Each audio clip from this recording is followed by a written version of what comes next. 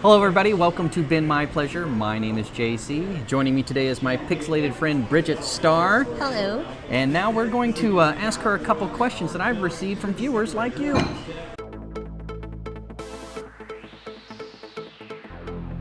All right, Bridgette, I have a couple questions here. Actually got a few cards of them. These were all submitted by a fan of the show, Miss Priscilla. Let me see. What is the server average hourly wage? Now, before you answer this, I want to let everybody know that this is actually part of an ongoing thing I'm going to be doing this year, where every other week it'll be an interview with someone, and that'll be in 3 parts, Monday, Wednesday, Friday, and every other week, if you understand what I mean, will be a Tuesday, Thursday episode, wherein one day I take a State of the Union and discuss its server hourly wage/rate, and compare it against the cost of living for, say, a single 1,000 square foot apartment or something like that, right? So that's something that's ongoing. That's going to be coming up. But it's a good question, so let's talk about it here. You happen to know what your server hourly wage is? What is the server average hourly wage? Actually, that's funny that you asked that one, because I know with tips you have to make at least the minimum wage state-wise, which is $8.25 now, I believe. Okay. Is it $8.25?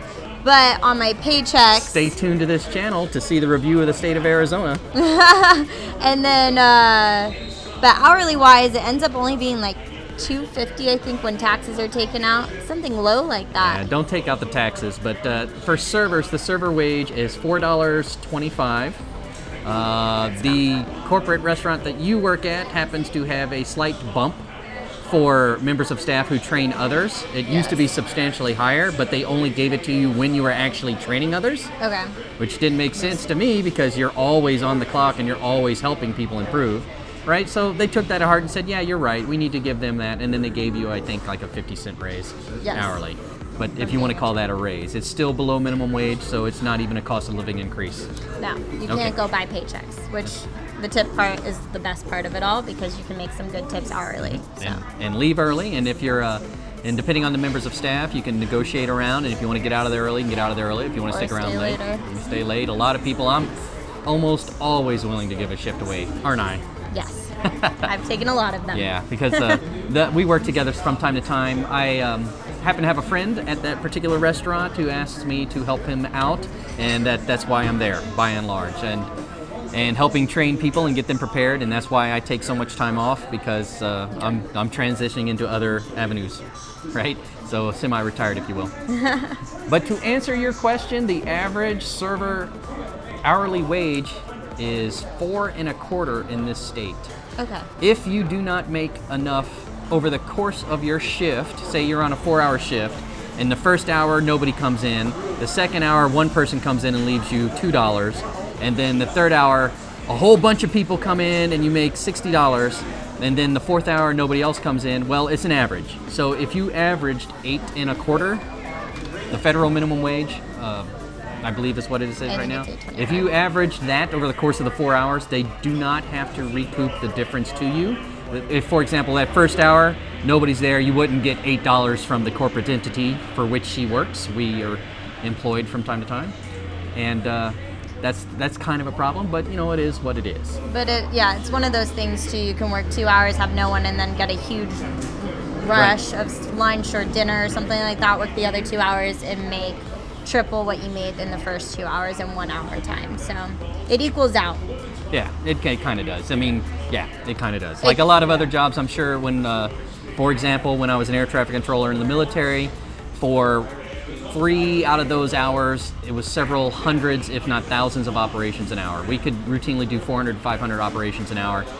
If you happen to have any interest in air traffic control, that's a lot. It was the busiest facility in the entire military. But there were also hours when you had 2 planes depart and 2 planes land, and at that point but that doesn't mean that your time isn't valuable. Right. You're there. The opportunity cost of being there could be any number of things. For example, myself, the opportunity cost of me working at that restaurant is that I don't get to work on this project and others I have working So I tend to, but because of the nature of this project, I'm able to wrap it around hours that are convenient for me, by and large. Speaking of convenient, this was the only time I can get Miss Bridgette Starr, to get out here. So we're testing the low light functionality of my new camera that I picked up this year, because the camera from last season just wasn't getting the job done. I hope my Pixel looks good. Your Pixel's gonna look awesome. Perfect. Yeah. Well, what yes? I wanted to add to that, though, being first cut, sometimes on those really slow days, you can get in and be cut in 20 minutes and not even make a tip thing. So like you said, Yeah. they'll have to cover that wage for you as a company, or as Yeah. a corporate, so at least you're making that hourly. Right. So there you go, Scylla. The answer is, at most minimum wage, at least half of that. Okay? Does that make sense? Yes. I know other states have other procedures and protocols, and we'll be going over those in another segment on this channel, so stay tuned. And in fact, if you'd like to stay tuned and you're not already subscribed, consider clicking on my pixelated friend's face, and that will subscribe you to this channel, where you can see new information and new updates as they come out. We are recording today live via recorded message from the attic at 44th Street and Indian School, home of the Ivan Burger, the best burger in Phoenix. Some say the world. If you're in the greater Phoenix metropolitan area, come on by, tell them JC said hi, and they'll take good care of you. They always do. Thank you very much. And speaking of, I am going to have a nice drink of this. Cheers. Cheers. Na zdrowie. And we'll see you guys real soon. I assure you, it's been my pleasure.